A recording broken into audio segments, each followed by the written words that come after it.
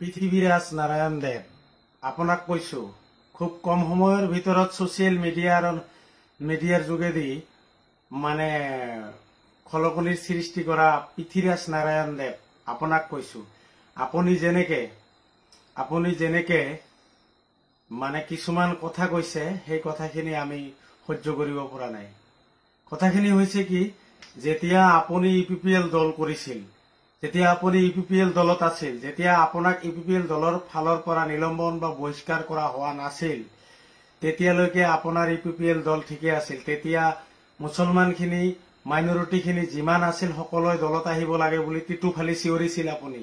কিন্তু এতিয়া গোটেই বিটিআৰত মাইনৰিটি তথা মুছলমানৰ মানে প্ৰায় সংখ্যকে মানে ইউপিপিএলখন আঁকোৱালি লৈছে। তেতিয়া আপোনাৰ কাৰ্যকলাপৰ কাৰণে হয়তো হাইকমাণ্ডে আপোনাক ইয়াৰ পৰা ইউপিপিএল দলৰ পৰা যেতিয়া মানে আপোনাক বহিষ্কাৰ বা অব্যাহত দিছে, তেতিয়া মানে মুছলমানখিনি মিৰ্জাফৰৰ জাত হল, জিন্নাৰ বংশধৰ হল। আপোনাক কৈছো ডাইৰেক্ট, আপুনি এনেকুৱা নাভাবিব যে আপুনি মুছলমান তথা মাইনৰিটি বা মুছলমানৰ কথা বা কোনোবা জাতক তেনেকুৱা ধৰণৰ মানে মিৰ্জাফৰ বা জিন্নাৰ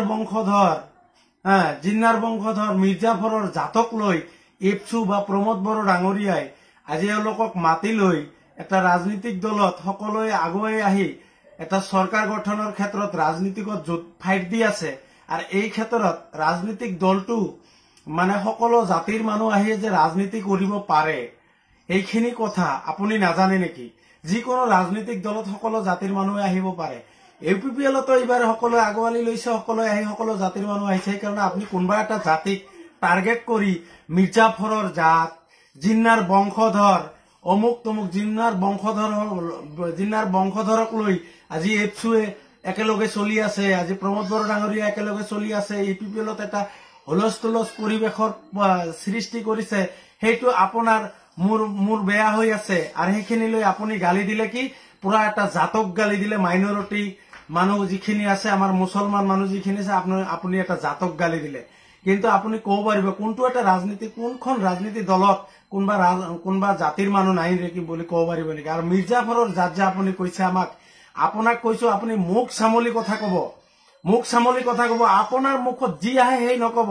আপুনি নাভাবিব যে আমাৰ মাইনৰিটিৰ ফালৰ পৰা আপোনাক ধৰিবলৈ বা আপোনাক কবলৈ, আপোনাৰ কথা ধৰিবলৈ আমাৰ তেনেকুৱা মানুহ নাই, এনেকুৱা নধৰিব। আপোনাক সকিয়নি দিছো, একদম ডাইৰেক্ট সকিয়নি দিছো আপোনাক। আপুনি মুখ চামলি কথা কব, কাৰণ আপুনি যেতিয়া ইউপিপিএলত আছিল তেতিয়া আমাৰ মুছলমান মাইনৰিটি সব ঠিকে আছিল। তেতিয়া মিৰ্জাফৰৰ জাত নাছিল। যেতিয়া আপুনি মানে ইউপিপিএল দলৰ পৰা যেতিয়া লাট মাৰি আপোনাক ওলাই দিয়া হৈছে, এতিয়া আমাৰ মুছলমানখিনি মিৰ্জাফৰ আৰু জিন্নাৰ জাত হৈ গল।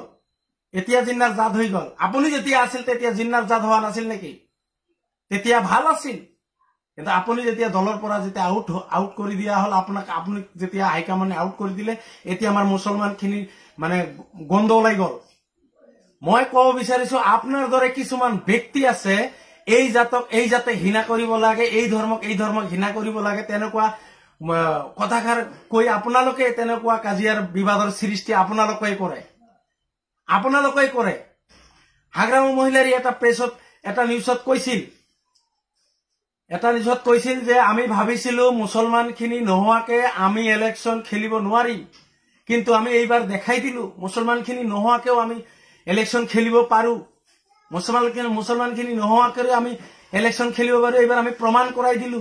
তেনেকুৱা কথা হাগ্ৰামী মহিলাৰীও কৈছিল। কিন্তু মুছলমানখিনি আপোনালোকক ভোট দিয়া নাছিল নেকি? দিছিল। তেতিয়া কৈছিল কি, যিসকলে মানে হয়তো পদত আছে এওঁলোকেই দিছিল।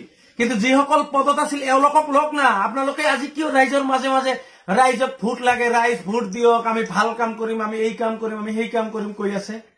যিখিনি পদত আছে এওঁলোকেই বোলে আপোনালোকক ভোট দিছিল, আৰু বাকী মুছলমান বোলে ভোট দিয়া নাছিল। হাগ্ৰামী মহিলাৰী ডাঙৰীয়া নিজে কৈছিল। গতিকে যিখিনি পদত আছে এইখিনিয়ে ভোট দিব আপোনালোকক। আপোনালোকে আৰু গাঁৱে মিটিং কিয় কৰিব লাগে? তেনেকুৱা ভোট লোৱাৰ পিছত এটা মতে প্ৰেছত বহি এটা নিউজৰ আগত তেনেকা কৰি এটা জাতি লৈ কথা কোৱাটো আমাৰ জাতিটো অলপ চিন্তা কৰিব লগা হল।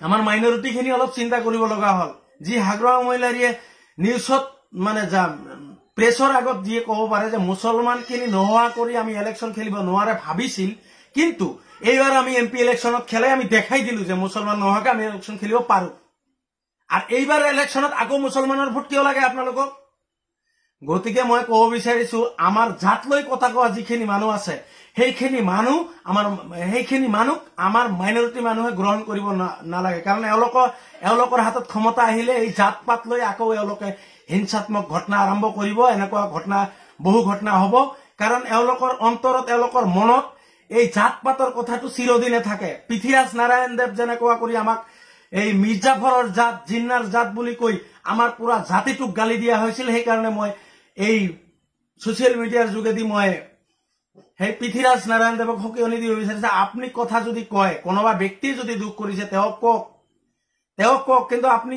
পুৰা জাতিটোক নকব এনেকুৱা অসমত কোনখন জাতি আছে যিখন জাতিৰ ভিতৰত 2-4টা বেয়া মানুহ নাই থাকিবতো পাৰে তেনেকুৱা যিমান জাতি আছে সকলো জাতিৰ ভিতৰত 2-4টা বেয়া মানুহ থাকিব পাৰে সেই 2-4টাৰ কাৰণে আপুনি পুৰা জাতিটোক বেয়াকৈ ক'ব নোৱাৰে আৰু যদি তেনেকুৱা বেয়া কৰি কৈ থকা হয় তেনেহলে আপোনাৰ প্ৰতিও আমি আইনগত ব্যৱস্থা লোৱাৰ বাধ্য আৰু আপোনাক আজি সোশ্যাল মিডিয়াৰ যোগেৰে আমি সকীয়নি দিছে আপুনি ভৱিষ্যত মাইনৰিটি তথা মুছলমানক লৈ তেনেকুৱা পুৰা জাতটো লৈ কথা নকব মই কৈ দিছো কাৰণ আপুনি কি ভাবিছে নেকি আপুনি কথা ক'ব পাৰে কাৰণ আপুনি সব জানে আৰু আমি নাজানো কাই কোন জাতৰ মানুহ কোন জাতত কিমান বেয়া আছে আমি আমাৰ ভিতৰত সকলো বস্তু আছে কলাই সব সকলোবোৰ সমাধান হ'ব নেকি কলে দেখো আৰু জুই জ্বলি যাব গতিকে আপুনি জুই জ্বলা কাম নকৰিব মই এইখিনি কথা কৈছো আৰু গতিকে এজন ব্যক্তিয়ে মোক কোৱেশ্চন কৰিছিল বিটিআৰ চুক্তিখন আপুনি পঢ়িছিল নেকি ভালকে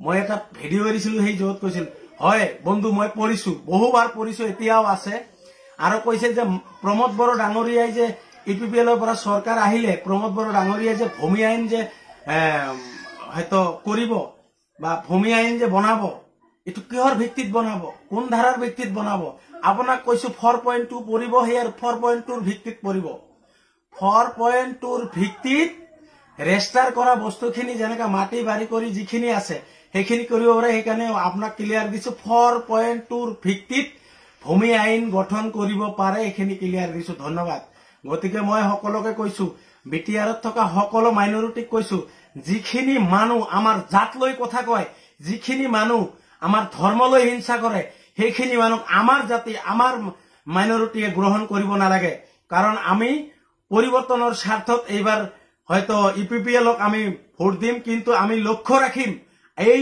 ইপিপিএল গাদিত আহাৰ পিছত কোন জাতিয়ে কিমানখিনি সমাধান পালে এইখিনিও আমি মানে তীক্ষ্ণ নজৰে আমি লক্ষ্য ৰাখিম তাৰ পিছতো যদি কোনো জাতি তেনেকুৱা যদি অবহেলিত হয় বিটিআৰৰ ভিতৰত তেনেহলে আমি আৰু সিদ্ধান্ত লোৱাৰ বাধ্য হ'ম গতিকে এইবাৰ ইলেকশ্যনত আমি এপিপিএলক হয়তো সকলোৱে সহযোগ কৰিম সকলোৱে নতুন চৰকাৰ বনাব লাগে বুলি আমি এই দল কৰি আছো গতিকে বিটিআৰবাসী ৰাইজ যদি আপোনালোকেও তেনেকুৱা যদি ভক্তভোগী আপোনালোকে নিশ্চয়কৈ আপোনাৰ ভোট এপিপিএল দলত ট্ৰেক্টৰত ছবি দি এইবাৰ চৰকাৰ পৰিৱৰ্তন কৰিব বুলি আশা ৰাখি সমাপ্ত কৰিছো ধন্যবাদ